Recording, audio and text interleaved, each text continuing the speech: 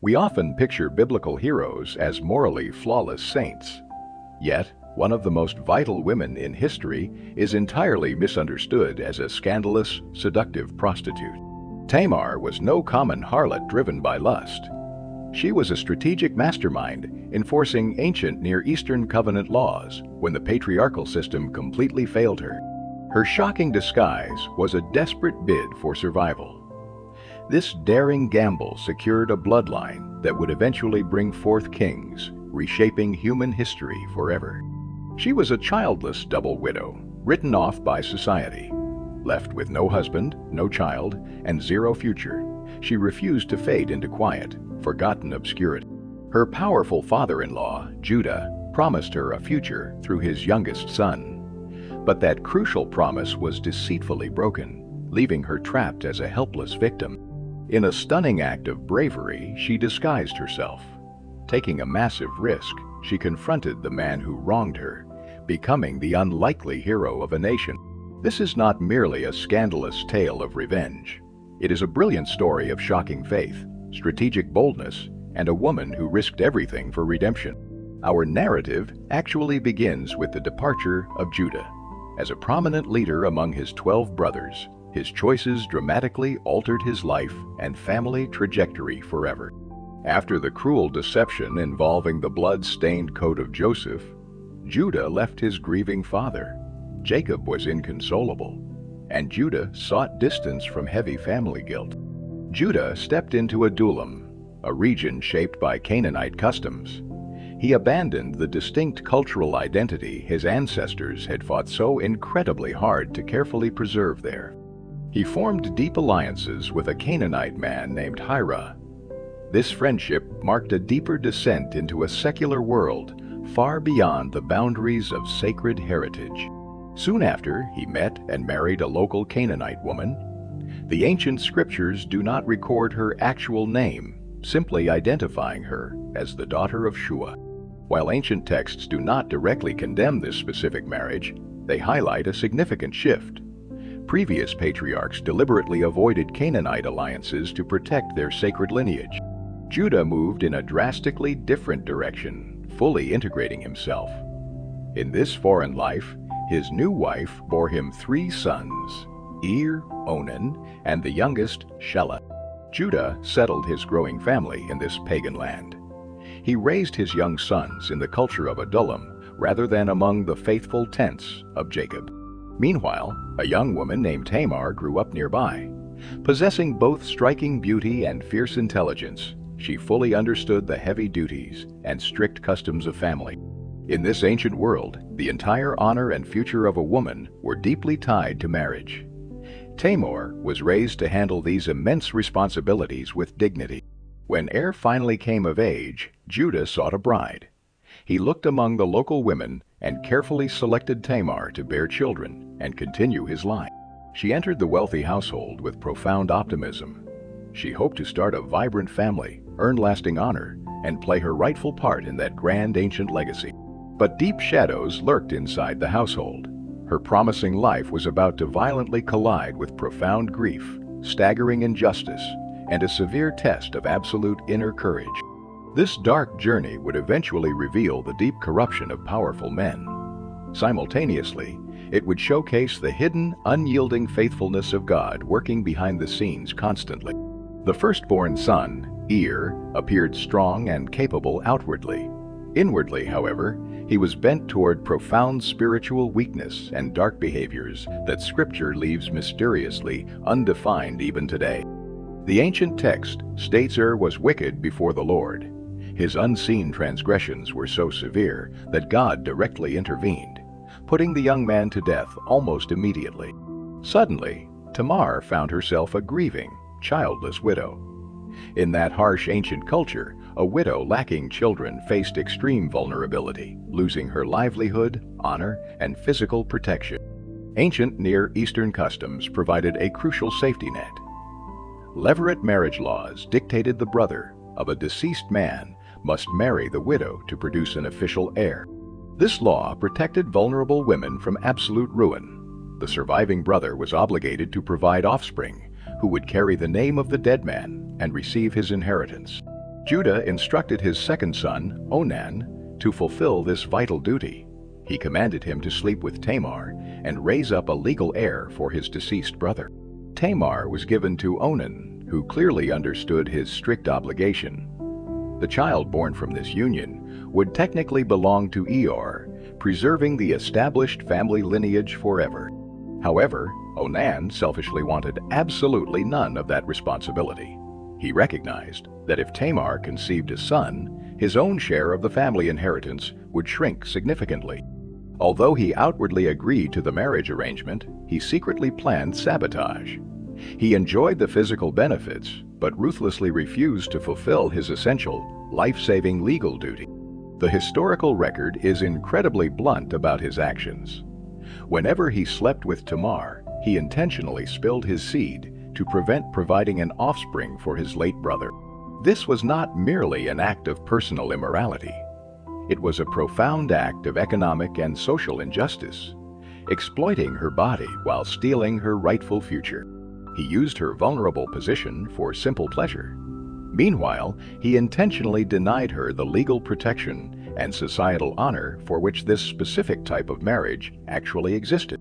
This wicked exploitation deeply displeased the Lord above. Like his older brother before him, Onan died suddenly under severe divine judgment for his greed and shocking lack of empathy.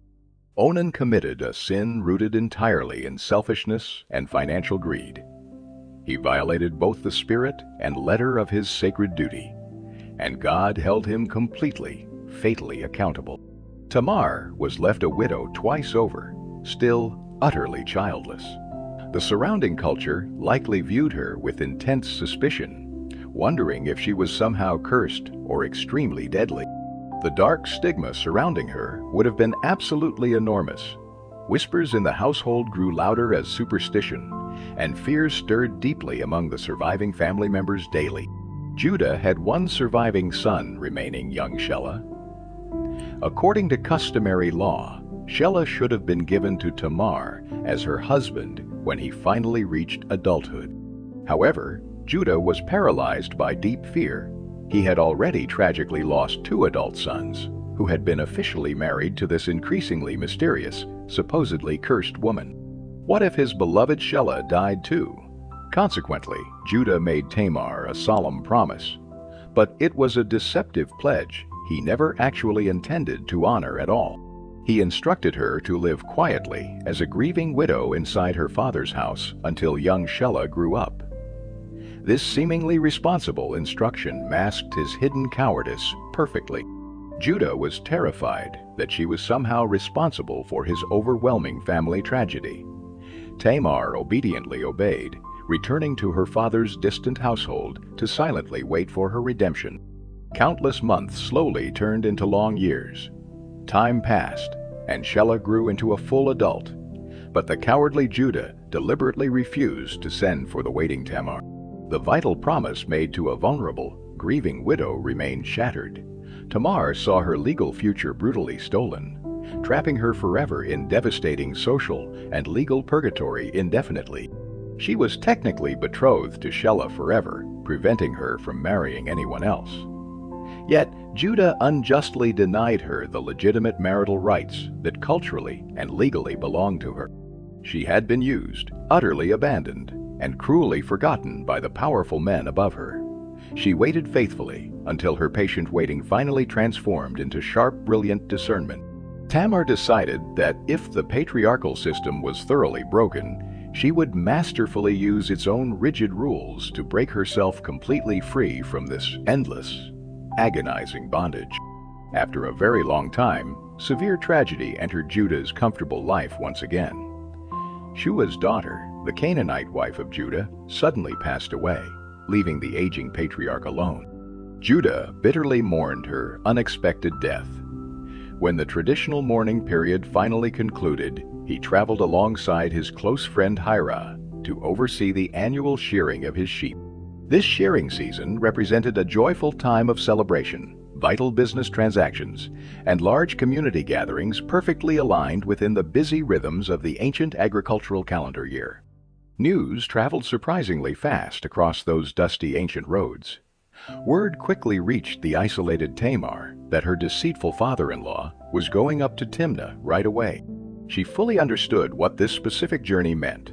Judah had completely broken his solemn word, deliberately trapping her inside a meaningless life, totally devoid of any promising future.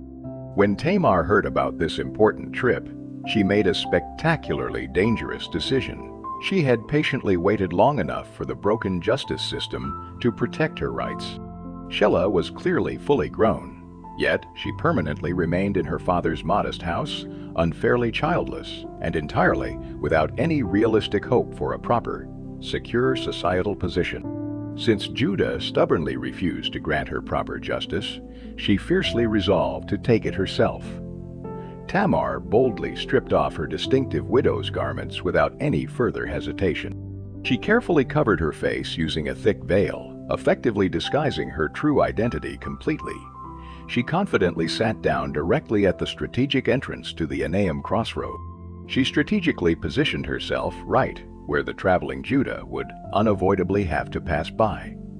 The ancient biblical text is incredibly clear regarding her underlying motivation that day. She executed this dangerous plan specifically because she painfully realized that although Shelah had grown, she had not been legally given to him as his rightful promised wife. Her calculated actions were culturally shocking, wildly daring, and incredibly bold. However, Tamar was not acting out of simple seduction. She was demanding absolute justice within legal boundaries. In strict accordance with ancient Levirate laws, if Shelah was wrongly withheld, then the absolute next male in line to legally raise offspring was actually the patriarch Judah. When the grieving Judah suddenly saw her waiting there, he was driven by brief desire and heavy loneliness. He completely mistook her for a common local shrine prostitute. Such women were a sadly common presence in Canaanite culture during that ancient historical period. He eagerly approached the veiled woman by the dusty roadside without any hesitation. He boldly proposed an immediate arrangement, casually asking her to let him sleep with her right away. Tamar sharply responded, demanding to know what exact payment he offered. Totally unbothered by the severe moral compromise, Judah quickly replied that he would gladly send a young goat from his massive flocks to easily secure the illicit transaction. But Tamar was brilliantly strategic. She demanded something significantly more immediate and highly personal as a binding pledge to guarantee he would actually deliver the promised young animal. Surprised but impatient, Judah asked what specific pledge she wanted. Tamar's calculated answer was a masterclass in securing undeniable legal evidence against the powerful patriarch standing right there. She bravely requested his personal seal, its attached woven cord, and the distinctive staff firmly gripped in his hand. These were not random, easily replaceable everyday household items. In that specific ancient culture, a man's unique seal functioned exactly like his binding legal signature. It was constantly used to officially authenticate major documents and business transactions. The staff was an unmistakable symbol of his absolute patriarchal authority, his established family identity, and his unquestionable household leadership within the larger community of the ancient world. In modern terms, Tamar was successfully demanding his official passport, his personal wallet, and his primary credit card. She was taking full possession of his absolute legal identity. Blinded by temporary desire, Judah foolishly agreed and handed the priceless items directly to her. They slept together, and Tamar miraculously conceived a child from that single encounter. Immediately after the fateful encounter, Tamar quietly went away, removed her deceptive veil, and put on her dark widow's clothes once again to resume her extremely quiet existence. She seamlessly disappeared back into her previous, largely invisible life. However, everything was profoundly different now because she secretly carried the biological child of the powerful patriarch Judah. Meanwhile, Judah attempted to fulfill his hasty payment. He sent his close friend Heir with a young goat to retrieve his priceless personal items from the roadside prostitute. Heir searched the dusty crossroad, but absolutely could not find her anywhere. He politely asked the local men about the veiled shrine prostitute who was sitting beside the road. The confused locals simply answered that there had never been a shrine prostitute working in that specific area. Frustrated, Heir eventually returned to Judah with the undelivered young goat. Hearing this frustrating report, Judah grew highly embarrassed and deeply concerned for his pristine public reputation. He quickly decided it was best to completely drop the entire scandalous matter. He arrogantly stated that she should just keep those items, fearing he would become a pathetic laughingstock among the local community if he continued searching for the mysterious harlot. The shameful incident seemed successfully buried and entirely forgotten for now. Judah moved forward, more concerned about protecting his public image than recovering his deeply symbolic personal leadership items. Exactly 3 months silently passed. Tamar's physical body visibly changed, and the hidden life steadily growing within her womb became absolutely undeniable to everyone living in her father's household. Scandalous news rapidly reached Judah regarding her unexpected condition. He was bluntly informed that his widowed daughter-in-law had played the harlot and was now completely pregnant with child. Judah's immediate reaction was incredibly swift, excessively harsh, and fundamentally hypocritical. Without hesitation, he fiercely commanded his men to bring her out immediately and have her burned to death publicly. The profound irony here is truly staggering to witness. The patriarch who happily slept with a presumed prostitute was now self-righteously executing his vulnerable daughter for the exact offense. He displayed absolutely zero mercy and no curiosity whatsoever about her desperate circumstances. He simply pronounced a brutal death sentence without ever hearing her side of this incredibly complex story. As an angry crowd eagerly gathered, Tamar was forcefully brought forth to face horrific execution. Yet, she did not violently shout her legal defense for all the spectators to hear. Instead, she calmly sent a private messenger directly to Judah. The message contained no lengthy, desperate plea, but only a simple, devastatingly brilliant question accompanied by the undeniable physical evidence. She confidently presented his seal, cord, and staff, stating clearly she was pregnant by the man who owned them. She demanded he examine these familiar items and recognize the truth. Imagine this incredibly tense scene. Facing imminent death, Tamar deliberately refused to shame Judah in front of the entire community, giving him a precious final chance to choose righteous justice. Judah recognized his unique personal items instantly. The heavy veil of absolute hypocrisy suddenly fell, revealing the crushing weight of his own profound failures and deep injustices against her life. In that defining moment, Judah faced an agonizing choice. He could easily destroy the evidence and let Tamar burn, or finally tell the complete truth and face extreme public humiliation. Then, he uttered historic words that would endlessly echo through generations. He publicly declared she was significantly more righteous than he was, fully acknowledging his failure to provide his son. This stands as one of the most remarkable confessions in ancient scripture. Judah admitted her desperate act was a direct, completely justified response to his own devastating injustice toward her. He fully recognized that he had selfishly broken his promise, completely denying her the secure future she was rightfully owed. Scripture respectfully notes he did not sleep with her again. This was never a romantic relationship.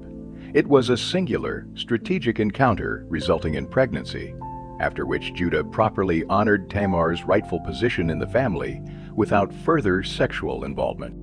The following months were filled with intense anticipation as her pregnancy rapidly progressed.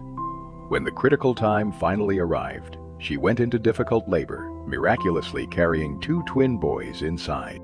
During the chaotic delivery, one infant put out his tiny hand.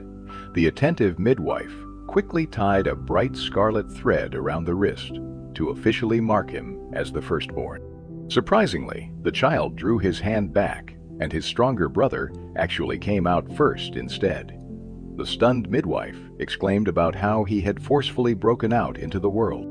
He was appropriately named Perez, which literally means breakthrough, His twin brother bearing the scarlet thread was born immediately afterward and was named Zerah, meaning the bright dawning of light. Perez would go on to become a crucial ancestor of the great King David, and centuries later his bloodline directly led to the birth of Jesus Christ in Bethlehem forever. The genealogy of Jesus specifically highlights this incredible history. It boldly mentions Judah as the father of Perez and Zerah, explicitly stating that their mother was the courageous outcast, Tamar. God intentionally took a messy story filled with broken promises, dark deception, and total desperation, masterfully weaving it into the sacred lineage of the ultimate Messiah for the whole world. This breathtaking redemption didn't happen despite the shocking scandal. It happened directly through it. Divine redemptive purposes are absolutely never derailed by temporary human failure or corrupt patriarchal social systems. In fact, history proves God often works most powerfully through our absolute most broken moments. Tamar's story is essentially about fierce justice, unyielding courage, and the beautiful faithfulness of God. Trapped in the middle of terrifying madness, Tamar easily could have completely given up. She could have quietly accepted her tragic fate as a forgotten, powerless widow in ancient society. Instead, she bravely fought for her rightful place in the unfolding historical narrative. Because she fiercely resisted injustice, she ultimately became part of the greatest redemptive story ever recorded anywhere. This story feels distinctly uncomfortable today, precisely because it remains incredibly honest. It never sanitizes human failure or falsely pretends that religious people always act perfectly righteously in this world. Rather, it clearly shows us deeply flawed people constantly making terrible mistakes. Yet, a sovereign God continuously works mysteriously through those exact failures to flawlessly accomplish His perfect, eternal purposes. Her lasting legacy lives on within Scripture not as a terrible stain, but as a brilliant testament that God aggressively defends the oppressed and brilliantly exposes extreme religious hypocrisy everywhere. Through this incredibly dramatic and historically powerful ancient chapter, we clearly glimpse the unfathomable heart of a loving God who truly sees, accurately remembers, and completely redeems all broken situations. In our modern world today, systemic injustice, severe neglect, and thoroughly broken systems still constantly leave countless innocent people highly vulnerable, brutally powerless, and tragically denied their fundamental human rights. Tamar's remarkable story powerfully reminds us that extreme courage and relentless persistence truly matter. She practically shows us that when crucial justice is cruelly denied, we must strategically act wisely. By expertly using careful discernment and calculating patience, we can boldly claim what is absolutely right. This is simultaneously the deeply shocking scandal and the supreme beauty of the gospel. God takes our most incredibly broken stories and masterfully weaves them into His undeniably perfect master plan. He consistently demonstrates that absolutely no one is ever beyond His reaching grace. Our greatest, most painful points of personal shame can miraculously become the very platforms for His glorious triumph. Our apparent weaknesses simply represent the empty spaces where His power shines. His redemptive plan confidently knows absolutely zero boundaries. It successfully works through highly imperfect people, through messy, complicated circumstances, and amazingly even through our most catastrophic, deeply painful human failures. Today, the timeless story of Tamar bravely calls us to stand strong for what is completely right, fully trusting that God can forever turn brokenness into brilliant, lasting eternal restoration.